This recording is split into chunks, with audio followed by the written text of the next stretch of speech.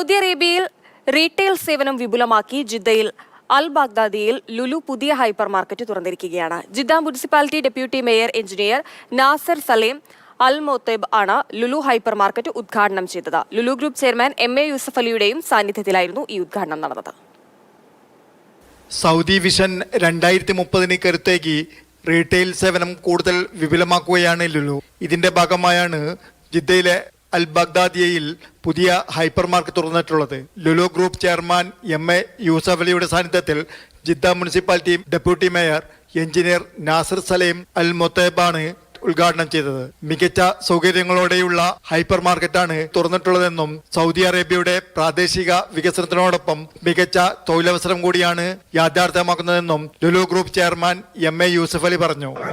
ഞാൻ വളരെ കൊല്ലങ്ങൾക്ക് മുമ്പ് തന്നെ പറഞ്ഞു 2030 വിഷൻ 100 ഹൈപ്പർ മാർക്കറ്റാണ്. അതിന് മുമ്പേ തന്നെ 100 ഹൈപ്പർ മാർക്കറ്റ് ഞങ്ങൾ ഫിനിഷ് ചെയ്യും. പുണ്യനഗരങ്ങളായ മക്കയിലും മദീനയിലും ഉൾപ്പെടെ കൂടുതൽ മേഖലകളിലേക്ക് കൂടി റീറ്റെയിൽ സാന്നിധ്യം വിപുലീകരിക്കുകയാണെന്നും MA യൂസഫ് അലി വ്യക്തമാക്കി. Jafar Ali, Palakkode, Mathrubhumi news, Jeddah.